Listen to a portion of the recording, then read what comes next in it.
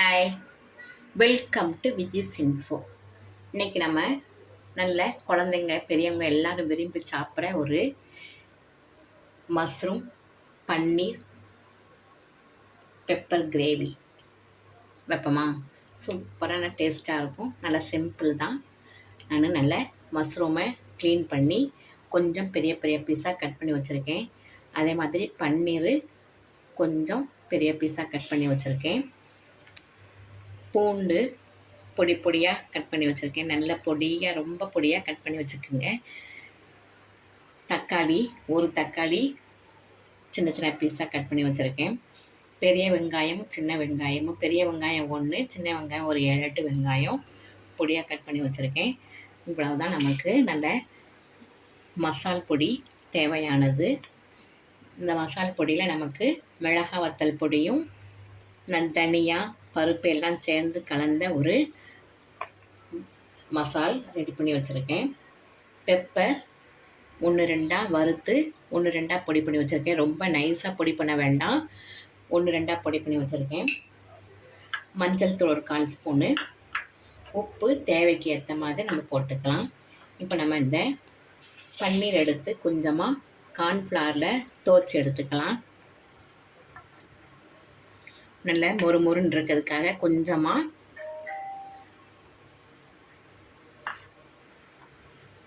கார்ன்ஃப்ளவரில் இதை டிப் பண்ணி வச்சுருக்கேன். டிப் பண்ண வேண்டியதில் சும்மா விரைவி வச்சுக்குவோம். சும்மா ஒரு 1/4 ஸ்பூன் கார்ன்ஃப்ளவர் எடுத்து நம்ம எல்லாத்துலேயும் துவைச்சி எடுத்தால் போதும். இப்படி ரொம்ப தடவி இருந்தால் போதும். பாருங்கள், நிறையெல்லாம் வேண்டாம். சும்மா எல்லா இதுலேயும் நல்லா கலந்துருக்க மாதிரி வச்சுக்குவோம். ஏன்னா நம்ம கொஞ்சம் ஃப்ரை பண்ணி எடுத்துக்கலாம். அப்போ தான் நல்லா டேஸ்ட் நல்லாயிருக்கும். அதனால் ஃப்ரை பண்ணதுக்காக லேசாக இதில் எல்லா இதுலேயும் ஒட்டுற மாதிரி கார்ன்ஃப்ளவர் போட்டு வச்சுருக்கேன். அவ்வளோதான். இப்போது அடுப்பில் ஒரு கடாய் வச்சுருக்கேன். அதில் கொஞ்சமாக ஆயில் விட்டுருக்கேன். நம்ம இப்போ கார்ன்ஃப்ளவரை துவைச்சி வச்சுருக்கோம்ல, அதை எடுத்து போட்டுடலாம்.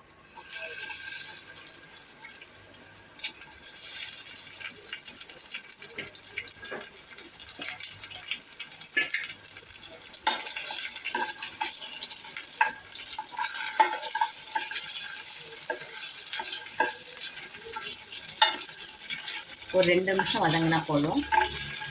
டீப் ஃப்ரைலாம் ஆக வேண்டாம்.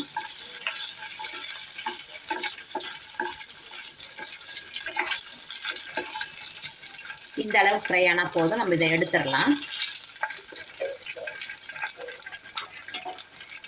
அதே ஆயில நம்ம பட்டை லவங்கம் எல்லாம் போட்டு கொஞ்சம் தாளித்து விட்டுருவோம்.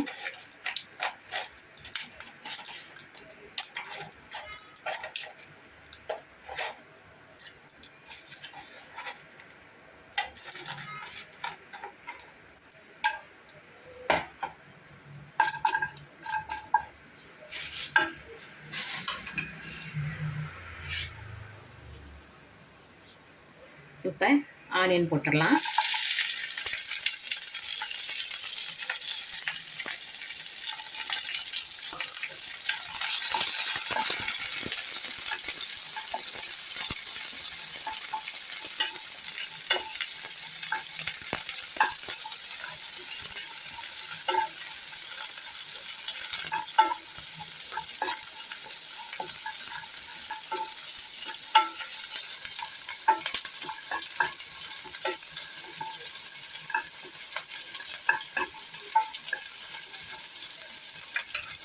இதிலே நம்ம இப்போ தக்காளி போட்டுருவோம்.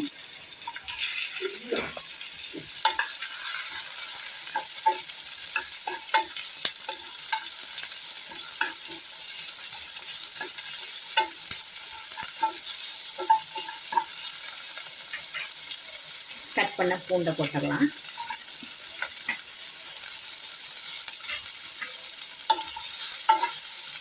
நல்லா ஒரு 2 நிமிஷம் நல்லா வதங்கலாம். இப்போ இதில் கொஞ்சமாக உப்பு சேர்த்துக்கலாம். நம்ம வேண்டிய டைமில் கடைசியில் பார்த்து டேஸ்ட்டு பார்த்து உப்பு கூட கொஞ்சம் போடணும், போட்டுக்கலாம்.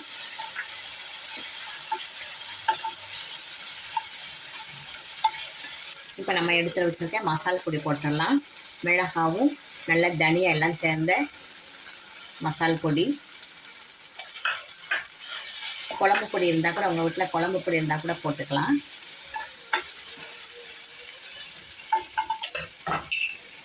கொஞ்சமாக மஞ்சள் தூள் போட்டுடலாம்.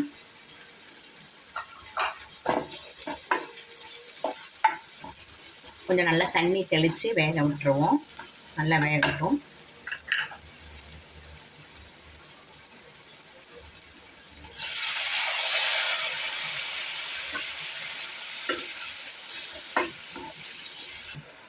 இப்போ நம்ம எடுத்து வச்சுருக்கிற மஷ்ரூம் போட்டுறோம். காளான்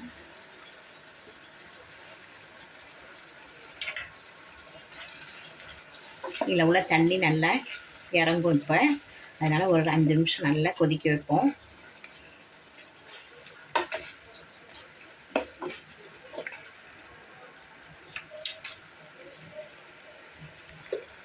இப்போ ஒரு 1/4 ஸ்பூனு நாட்டு சர்க்கரை போட்டுக்கலாம். உங்களுக்கு வெள்ளை சர்க்கரை இருந்தால் கூட போட்டுக்கோங்க. நான் கொஞ்சம் நாட்டு சர்க்கரை போட்டுக்கிறேன்.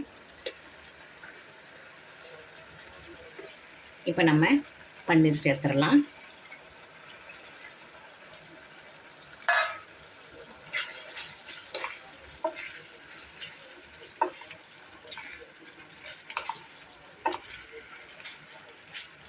நல்ல கலர்ஃபுல்லான ஹெல்த்தியான ஒரு கிரேவி பாருங்கள், சூப்பராக ரெடி ஆயிடுச்சு.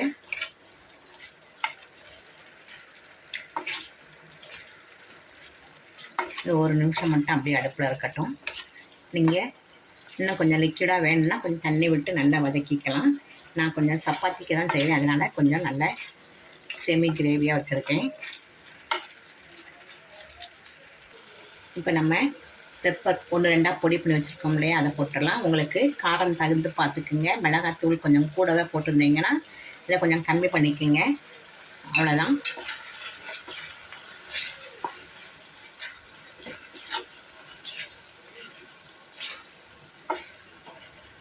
ஸ்டவ் ஆஃப் பண்ணிடலாம்.